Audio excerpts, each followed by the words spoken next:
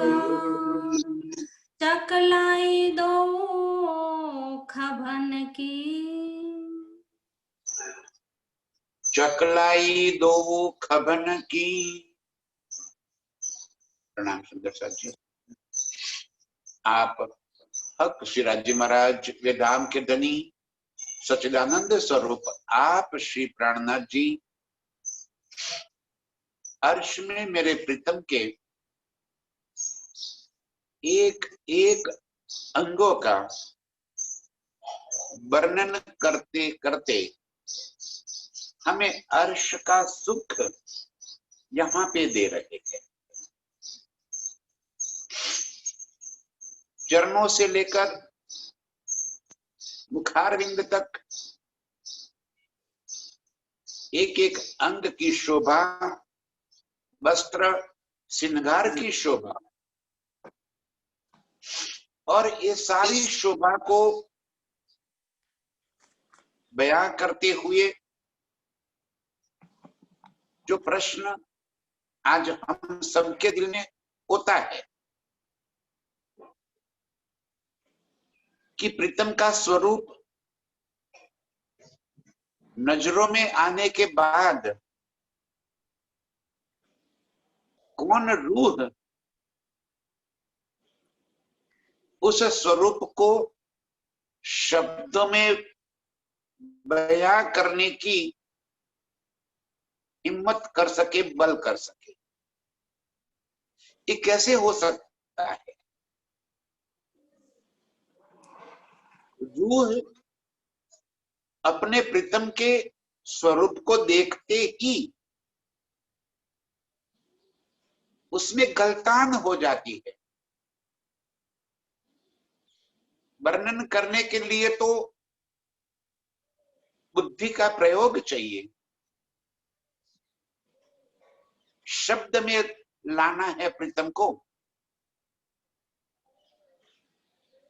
तो बिना बुद्धि के, बिना चतुराई के वो शब्द में नहीं आ सकता। तो मेरी रूह ऐसा कैसे कर सकती है कि जो स्वरूप को देखे और देखने के बाद भी अपने होशो हवास बचाए रखे? ऐसा कैसे हो सकता है कि बारूद के ढेर में चिंगारी पहुंच जाए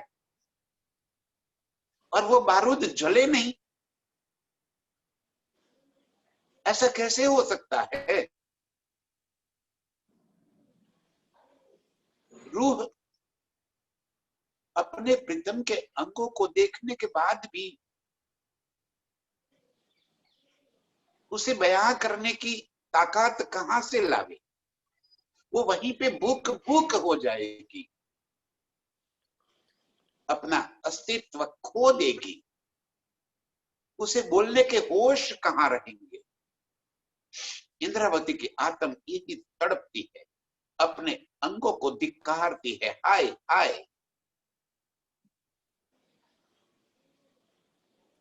ये मेरे नेत्र धिक्कार है तुमको। प्रीतम के स्वरूप को देखने के बाद भी तुम इस संसार को देख रहे हो। मेरी जिह्वा को धिक्कार है। प्रीतम से मीठी मीठी बातें करने के बाद भी तेरे टुकड़े क्यों नहीं हो गए? मेरे कानों को धिक्कार है।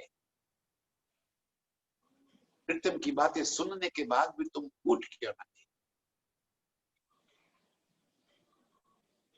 और यहां तो प्रीतम ने अपने दिल के भीतर चल रही सारी लीलाओं से हमें अवगत करा दिया। अपना दिल खोल कर प्रीतम ने हमारे सामने रख दिया। प्रीतम के दिल की सारी गुज बातों का हमें पता चल गया। जो बातें हम अर्श में कभी नहीं जान पाए, रात दिन प्रीतम के इर्द गिर्द अंग संग रहते हुए भी प्रीतम के दिल की बातें क्या मेरे प्रीतम की साहेबी, अर्श की सारी हकीकत अर्श में हमें कभी पता नहीं चली। ध्यान से सुंदर साथ जी, बहुत बड़ी बातें है जो प्रीतम ने हमें इस खेल में दे दी। रोज हम कहते हैं कि अर्श की साहेबी और वहदत का इश्क, तो क्या है अर्श की साहेबी? जो अर्श में रहते हुए भी हमें कभी पता नहीं चली। अर्श की सारी हकीकत नूर यानी कि मेरे प्रीतम का ही अंग रूप है, और हम कभी ये बात अर्श में नहीं समझ पाए। अर्श में हमने अर्श की नियामतों को उनके उस स्वरूप में पहचाना, जैसे कि पशु पंछियों को पशु पंछियों के रूप में हमने माना, वनों को, बगीचों को, फवारे को, जल को, महलातों को, जिमी वायु आकाश को हमने उसके जो स्वरूप है उस स्वरूप में जाना, जबकि वो प्रीतम का ही स्वरूप है। वो अर्श में हमें कभी पता नहीं चला। जिसे सुखपाल में बैठकर हम अर्श के विहार कर रहे हैं, हमने उस सुखपाल को सुखपाल समझा। वो सुखपाल मेरे प्रीतम है जो हमें अर्श की सैर करा रहे हैं। ये बात कभी हमारी जेहन में नहीं आई। ये अर्श की साहिबी जो प्रीतम के दिल के भीतर पड़ी हुई थी, मारिफत के दिल की बात, वही तो हकीकत है। मारिफत के दिल का व्यक्त स्वरूप, प्रगट स्वरूप, वो हकीकत है। अर्श में राजी, श्यामा जी और रूही, ये तीनों की ही लीला, पाक की सारी न्यामतें हम रूहों के खिलौने।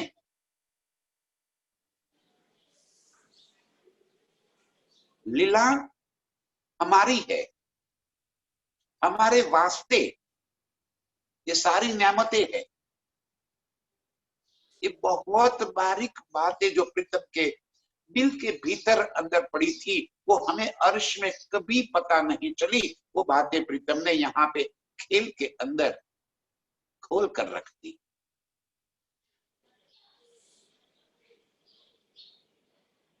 यही तो इल्म है जो मारिफत और हकीकत की पहचान कराता है।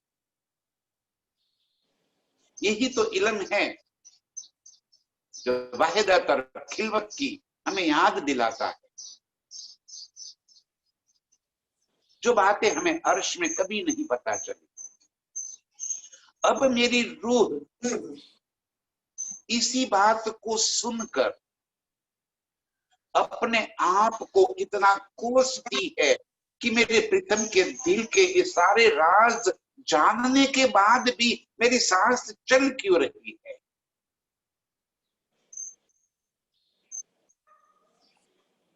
मेरे प्रीतम को पहचानने के बाद मैं जिन्ना क्यों हूं, और मैं प्रीतम की बातें करती हूं।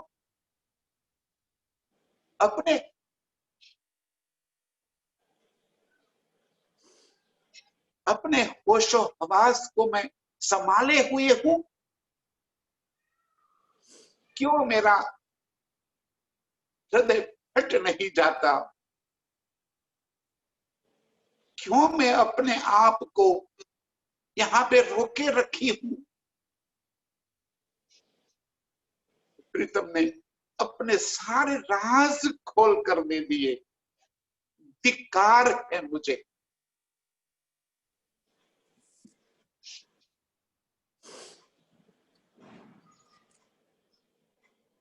तब प्रीतम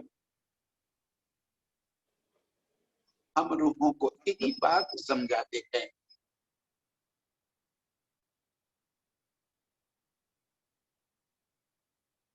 तूने अर्श में इस खेल का सुख मांगा था। यदि मैं यहाँ पे इस तेरे तन को खत्म कर दूं तो मैं तुझे ये सुख कैसे दे पाऊंगा? ये तन तो तेरा साधन है इस खेल को देखने का। ये तन ही तो तेरा साधन है अर्श की सारी बातें समझने का। यदि यही खत्म हो जाएगा, इसी के ही खत्म कर दूं तो अर्श के सुख तू कैसे ले पाएगी? तू क्या समझती है? ये जो शब्द तेरे मुख से निकल रहे हैं, ये तेरी ताकत है? ये जो शब्द तू बोल रही है, क्या अपने बलबूते पर तू बोल पाएगी? ये मेरा हुक्म ही तेरी जुबान पे बैठकर, मेरा हुक्म ही तेरे दिल के अंदर बैठकर ये सारी बातें कहलवा रहा है। तो ये मत समझ कि अर्श का एक शब्द भी बोलने की तेरी हैसियत है।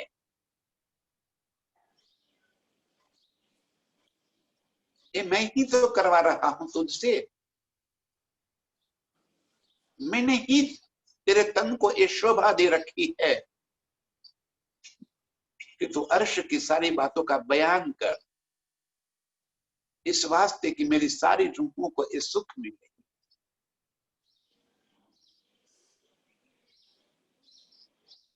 सभी रूहों को अर्श में वापिस बुलाने की वो जिम्मेवारी मैंने तुझ पर दे दी है। और इस वास्ते तेरी जुबान से मैं ही बयां करवा रहा हूं अपने स्वरूप को। ये न तो इंद्रावती की ताकत है, न किसी और की ताकत है। ये तेरी बुद्धि में नहीं आने वाली बात। मैं स्वयं ही तेरे दिल के भीतर बैठकर मेरे सारे स्वरूपों का बयान करवा रहा हूं। अर्श की सारी हकीकत यहीं पे जाहिर कर रहा हूं ताकि तुझे भी पता चले और मेरी सभी रूहों को पता चले। लेकिन मेरी रूह के भीतर जो बिरहा लगा हुआ है, प्रीतम को पाने की जो तड़प उठ रही है, उसे मैं कैसे शांत करूं?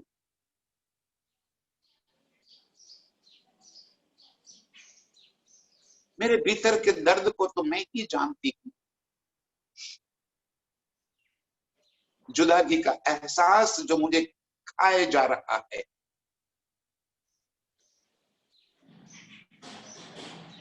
इसी बात को कहते हुए कह रहे हैं, चकलाई दो खंभन की। जब मेरे प्रीतम के सारे स्वरूप का वर्णन कर रहे थे तो दोनों खंबे, दोनों तरफ के खंबे, उस खंबे की चकलाई, विशाल छाती और छाती के दोनों तरफ प्रीतम के जो खंबे है और जो बाजुओं के साथ नीचे की तरफ उतर रहे हैं, उसकी शोभा, उसकी सुंदरता की मैं क्या बात कहूं। अंग उतरता सलूक,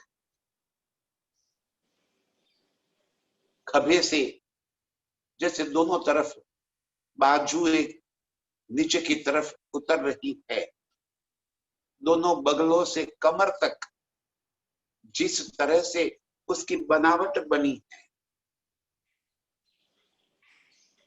छाती चौड़ी है और कमर बिल्कुल पतली है,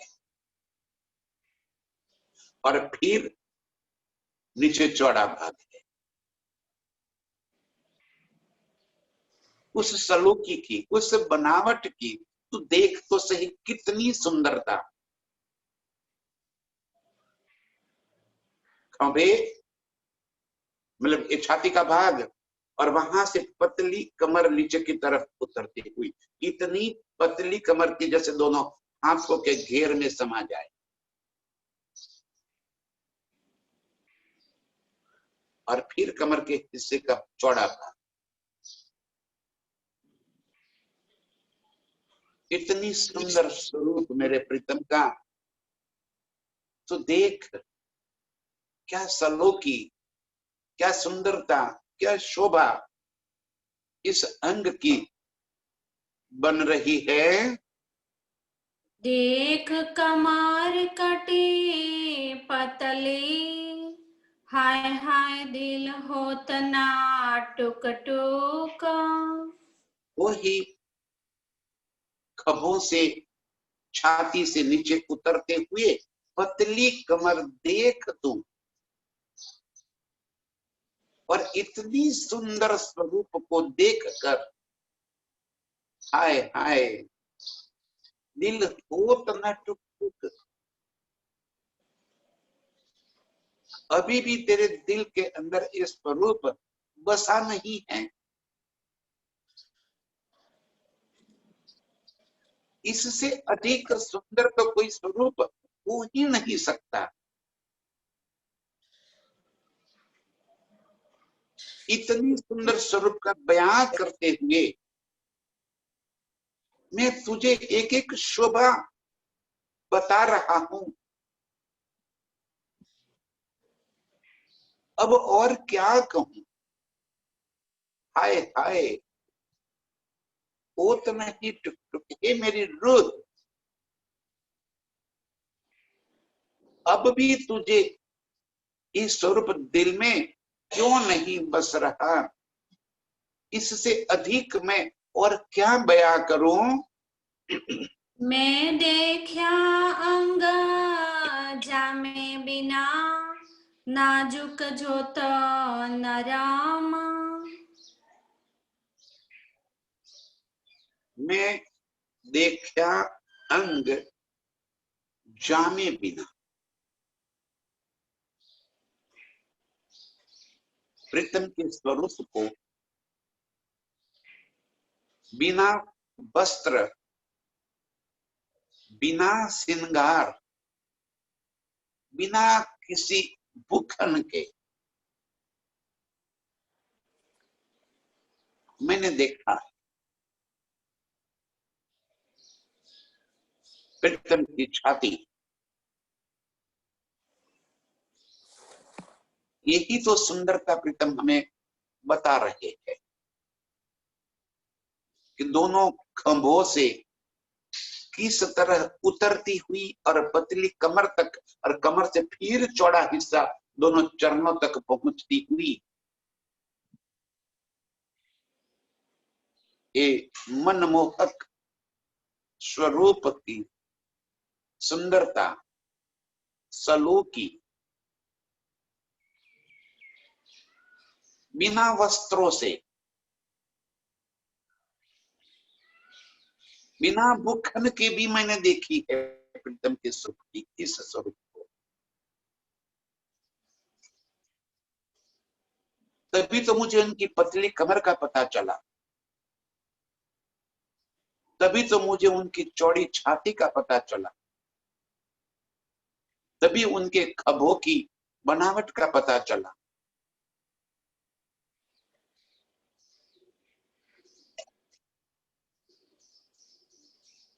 बिन जामे का, बिन श्रृंगार किए हुए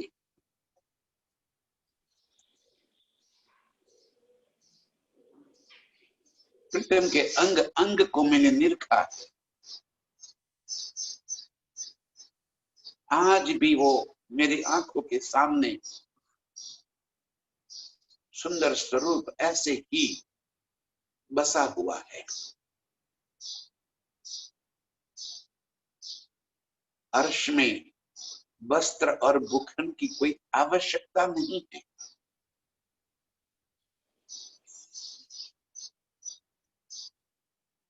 तो क्या नंगापन जायज है?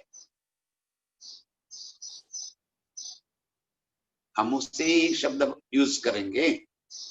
अर्श के नूरमयी स्वरूप को हम इस पंच भौतिक तन के साथ तुलना जब करेंगे तब तो नंगापन नजर आएगा।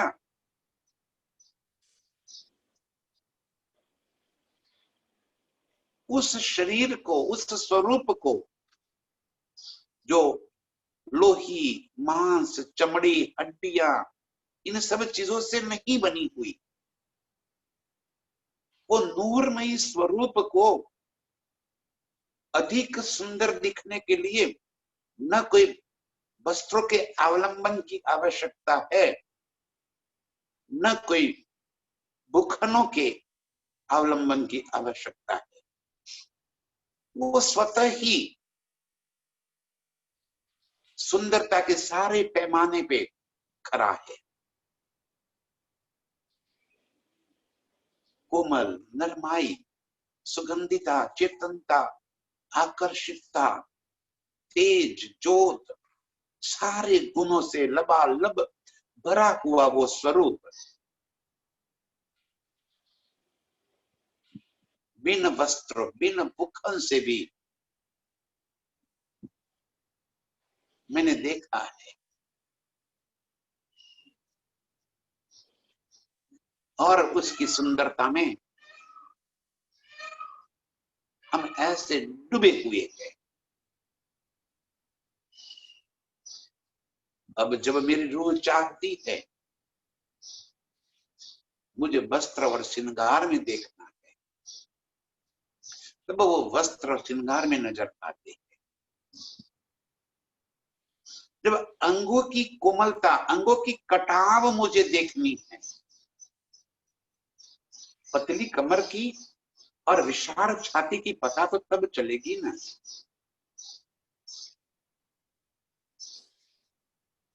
ये चाहना भी मेरे प्रीतम हमारी पूरी किए हुए है। ये कहने में ना आवही, ये अंग होय न मास चरम। ये कहनी में न आवही, वो नूरमयी स्वरूप कैसे शब्द में लावे।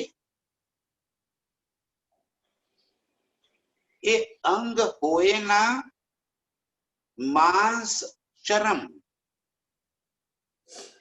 प्रीतम का वो स्वरूप न तो उसमें मांस है, न चमड़ी है, न हड्डियां हैं, न खून है। आवश्यकता ही नहीं है।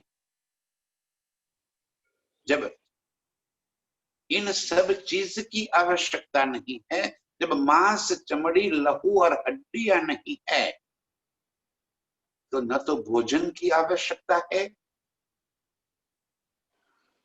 न स्नान की आवश्यकता है,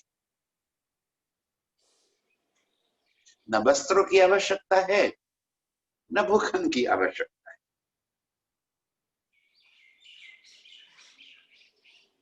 और फिर भी ये सारी लीलाएं अर्श में है। ये सारे सुख प्रीतम हम रूपों को देने के वास्ते सिर्फ लीला रूप में है।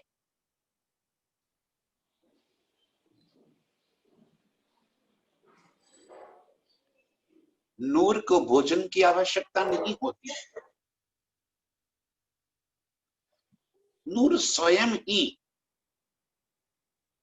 इतना चेतन है तो उसको बल प्राप्त करने के लिए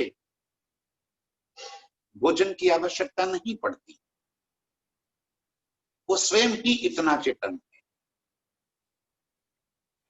लेकिन मेरी रूह जैसे सुख चाहती है,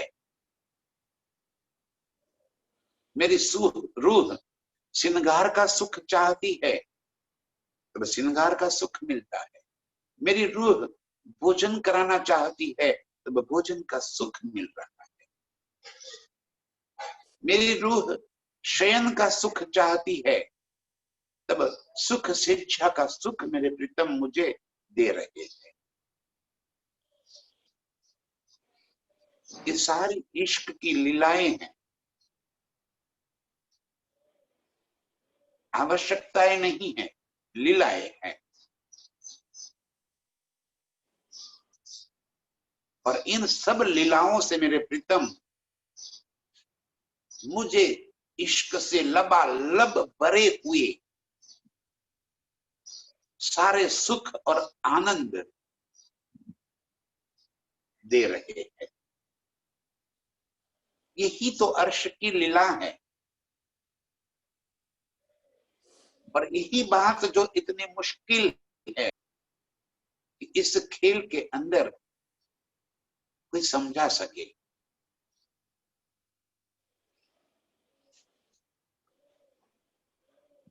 जैसा यहां हमारा स्वरूप है,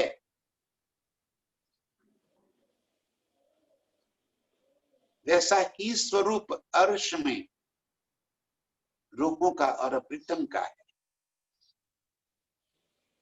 ये जो स्वरूप हमारा है वो तो प्रतिकृति है, प्रतिबिंब है। मूल स्वरूप का प्रतिबिंब जैसा मूल स्वरूप है वैसी ही उसकी प्रतिकृति है। बस ये झूठ है,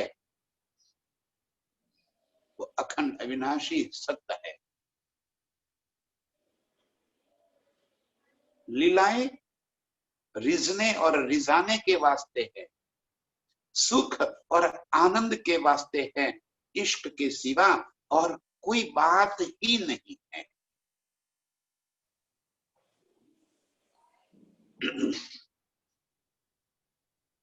जब मैंने मेरे प्रीतम के स्वरूप को बिना वस्त्र और श्रृंगार के देखा, बस यही बात धनी जी फरमा रहे हैं कि न वस्त्र न भूखन, कोई चीज की आवश्यकता नहीं है, क्योंकि वो चमड़ा या मांस हड्डियां लहू से बना हुआ वो स्वरूप नहीं है। जामे दावन बाहे चोली, सिंध सागर रल्या मानो चीर। फिर भी मेरी रूह प्रीतम को पूर्ण श्रृंगार सजे देखना चाहती है। तो प्रीतम के अंग के ऊपर सुंदर जामा सर्व गुणों समेत दिखाई पड़ रहा है। स्वयं प्रीतम के अंग ही इस तरह से नजर आते हैं जैसे जामा धारण किया हुआ है।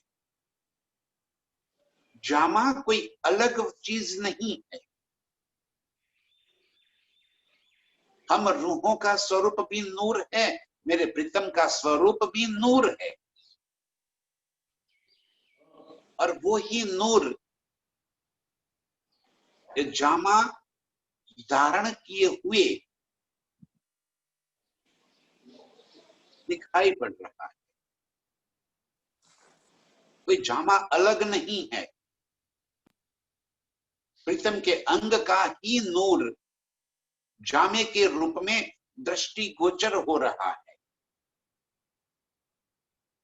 और अब जब जामा दिखाई पड़ रहा है तो जामे के सारे उसके गुण, जैसे कि दावन, कमर से नीचे के हिस्सा घुटनों तक जो बड़ा घेरदार होता है उसे दावन कहते हैं। उस दावन की शोभा अति सुंदर और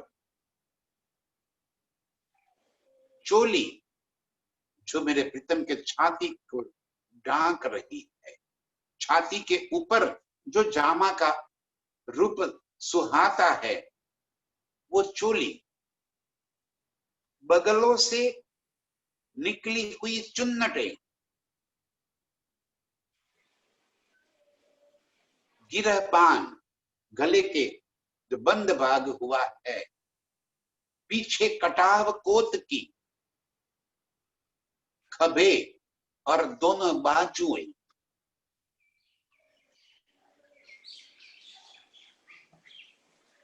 और पतली कमर पे जामा ऐसे शोभायमान, इतना फिटिंग में, नीचे घेरदार मोहरी खुला भाग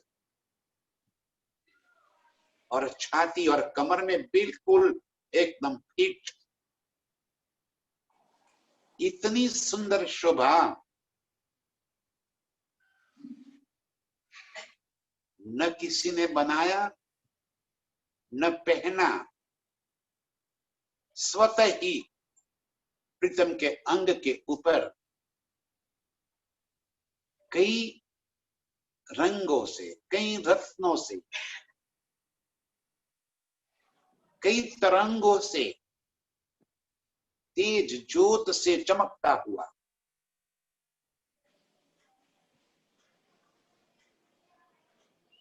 मानो रल्या, मानो खीर, श्वेत जामा, खीर माने दूध का सागर, जैसे प्रीतम के अंग के ऊपर सज रहा है।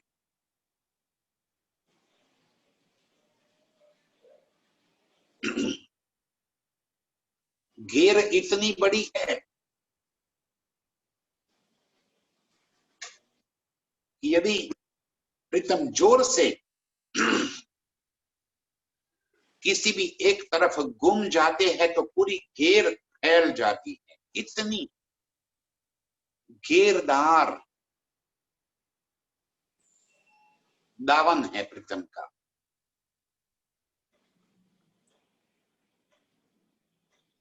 चोली बिल्कुल फिटिंग, और चोली के पास जो बंद बंधे हैं उसके फुम्मक, उन फुम्मकों की चमकार,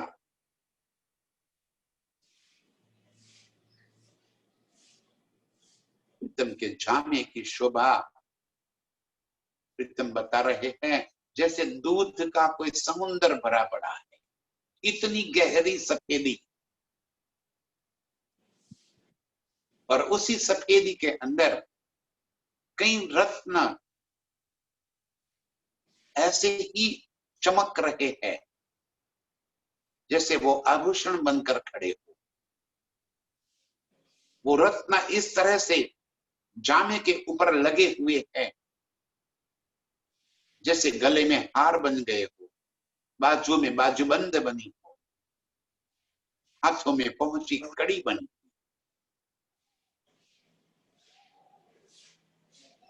कमर पर जब पटुका बांध दिया और खींच के जब पटुका बांध दिया तब एक पतली कमर पे जामा ऐसे चिपक गया। ये शोभा, ये सुंदरता, जब रूह ने ऐसे देखना चाहा, मेरे प्रीतम इसी श्रृंगार में सज कर मुझे दिखाई पड़ रहे, चित्त चाहा,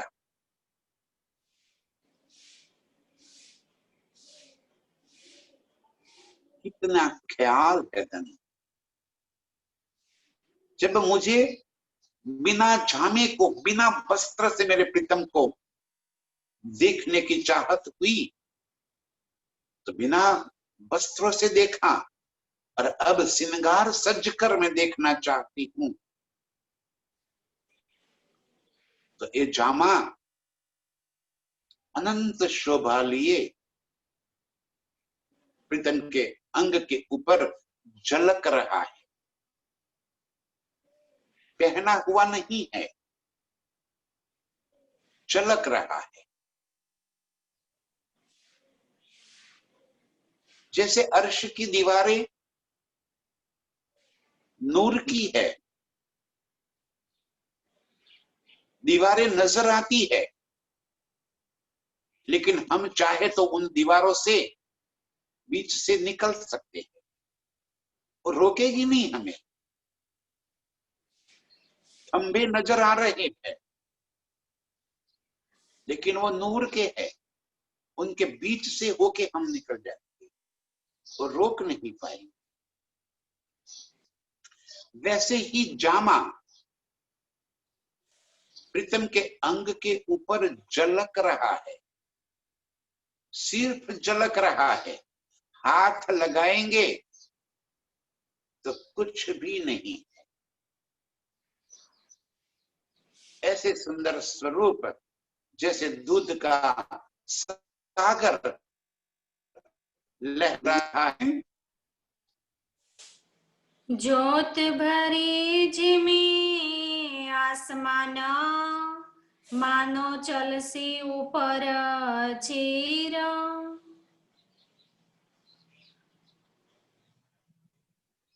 जामे की ये शोभा और उसका तेज, उसकी चमकार इतनी अधिक है कि जब मैं प्रीतम के जामे से नजर करके अर्श में कहीं भी नजर करती हूं, तो ऐसा लग रहा है कि पूरा अर्श दूध में नहाया हुआ है। चारों तरफ दूध की सदाई, वृक्ष के पत्ते भी सफेद रंग के, सारी मोहलाते सफेद रंग की, पशु पंछी सफेद रंग के, आसमान सफेद रंग का, जिमी सफेद रंग की। ऐसा लग रहा है कि ये प्रीतम के जामे का नूर और उसकी तेज इतनी अधिक है, पूरे अर्श को उसी ज्योत में समा गई। ऊंचाई तरफ नजर करती हूं तो आसमान को तीर के जैसे वो शोभा और आगे निकल गई।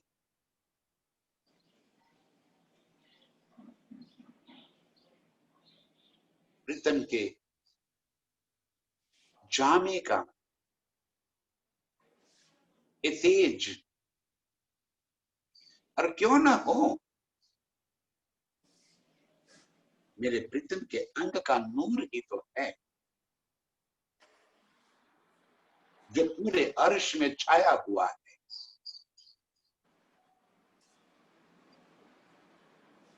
जामे की तेज और उसकी ज्योत पूरे अर्श को, पूरे आसमान तक, चारों तरफ उसी के अंदर सब कुछ छाया हुआ है। सारा नजारा जैसे जामे के रंग में रंग गया, रल गल गया। इस सुंदर शोभा में मैं स्वयं भी उसी जामे के रूप में, रंग में ऐसे खो गई कि जामे के सिवा और कोई चीज नजर ही नहीं आ रही। इतनी सुंदरता और शोभा मेरे प्रीतम के अंग के ऊपर सुहाती है।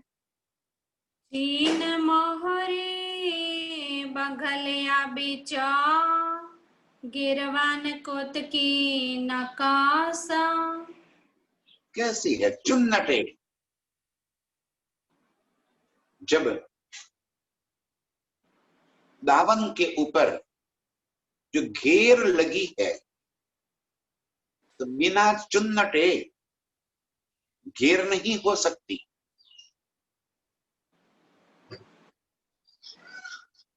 और वो चुन्नटे इतनी अधिक है कि दावन की जो मोहरी है, जो घेर है, बड़ा विशाल घेर, ऐसे जैसे प्रीतम घूमेंगे तो चारों ओर जैसे छा जाए।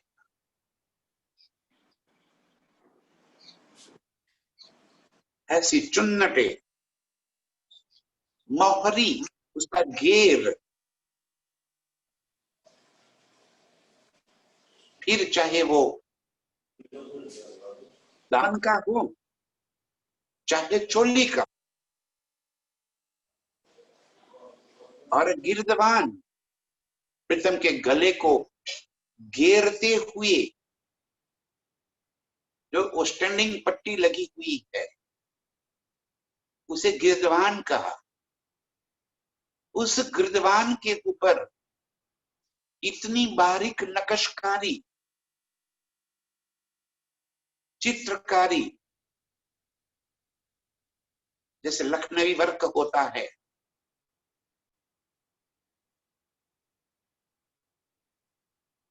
बेल, बुट्टे, फूल, पत्ते की, और शोभा उस नक्शकारी की अत्यंत सुंदर। और पीठ के पीछे दिल के शेप का, पान जैसे होता है उस पान के शेप का कटाव, जिसे कोतकी कहते हैं।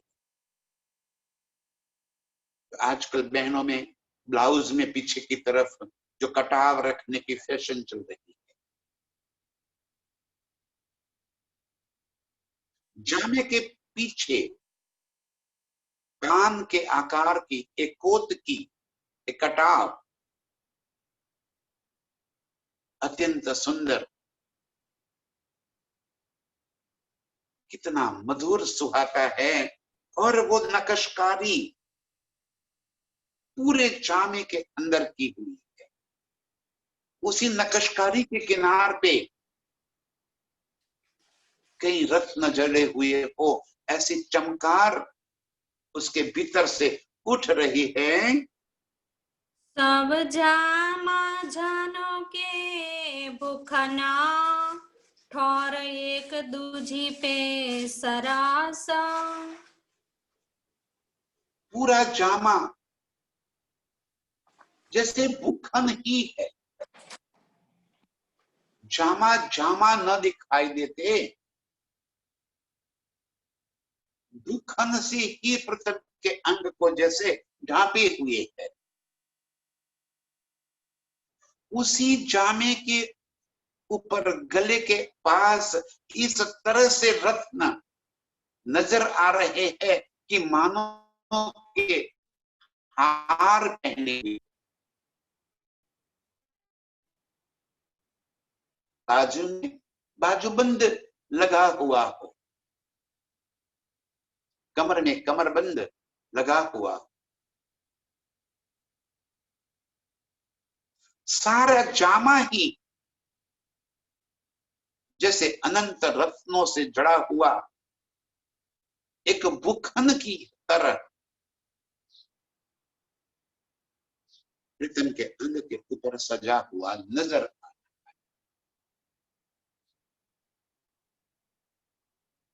मेरी रूह प्रीतम को इस नए अंदाज में देखना चाहती। अब अपनी सुरता को हर्ष की तरफ मोड़कर प्रीतम के विशाल रूप को इसी तरह सफेद रंग के जामे में कमर से नीचे का बड़ा घेर, छाती पे बिल्कुल फिटिंग चोली, कमर पर फिटिंग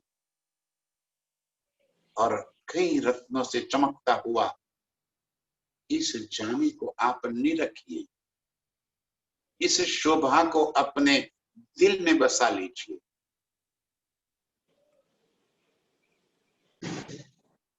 ये सुंदरता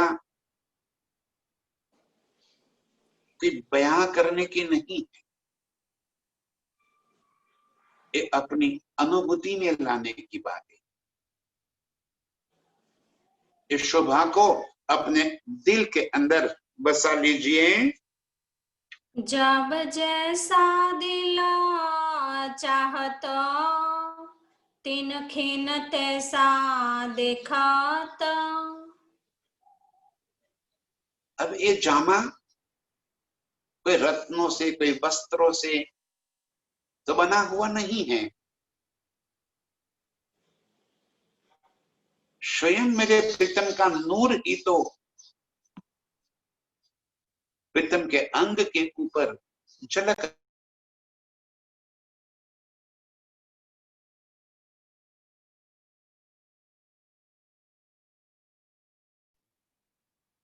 ये प्रीतम के अंग का नूर ही प्रीतम के अंग के ऊपर एक जामे के रूप में अत्यंत मनमोहक स्वरूप में झलक रहा है। तो उसकी शोभा जिन जैसा चाहे सभी रूहों ने अपने दिल में जिस तरह से उस जामे को देखना चाहा, उन्हें उसी तरह का वो जामा नजर आएगा।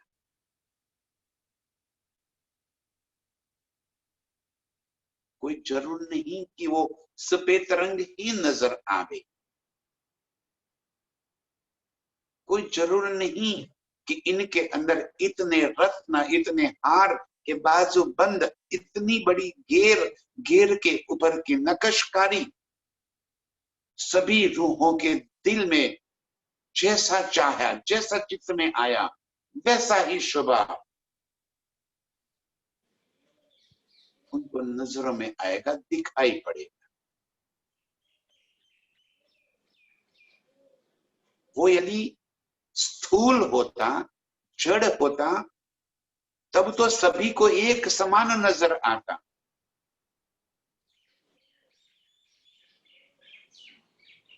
वो तो चेतन है, नूर है,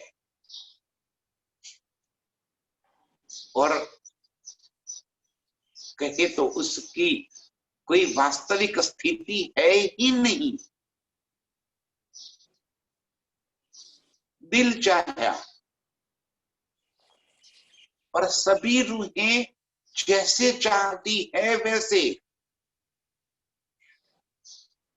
12,000 रूहें सभी मेरे प्रीतम के इस स्वरूप को अलग अलग ढंग से देखना चाहेंगे। तो जिन दिल जैसा चाहा तिन खीन तैसा देखत, उसी पल प्रीतम के इस स्वरूप को वो वैसे ही देख लेगी।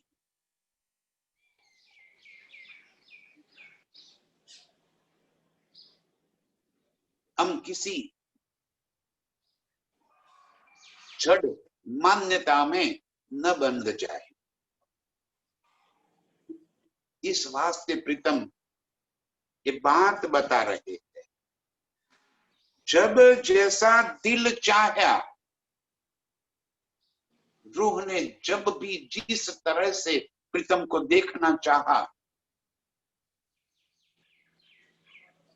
जामा देखना चाहा तो जामा नजर आएगा, कोई और वस्त्र देखना चाहेगी तो और वस्त्र नजर आएगा, और बिना वस्त्र से देखना चाहेगी तो मेरे प्रीतम बिना वस्त्र भी मेरे नजरों में आ जाएंगे। सर पे मुगट चाहा तो मुगट, पाग चाही तो पाग, और पाग भी हजारों तरह की बनावट है, जिन्न खिन्न जिन्न दिल जैसा चाहे।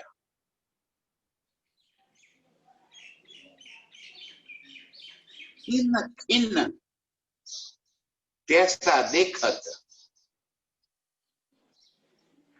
जिस पल में जिस रूह ने मेरे प्रीतम को जिस स्वरूप में देखना चाहा, उसी पल उस रूह को मेरे प्रीतम उसी स्वरूप में नजर आ रहे हैं,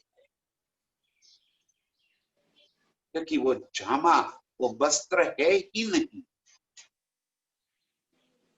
उनके अंग का नूर ही वो चमक रहा है। ये शोभा लिए वहीं पे खड़ा है, वस्त्र भूखना हक अंग के, कहने में न आवत। इस तरह मेरे प्रीतम के अंग के बस्तर या भूखन शब्द में नहीं ला सकते, क्योंकि वो जड़ हुए तो शब्द में लावे, जो स्वरूप पल पल नई नई स्वरूप धारण कर रहा हो, उसे शब्द में कैसे बयान कर सकते।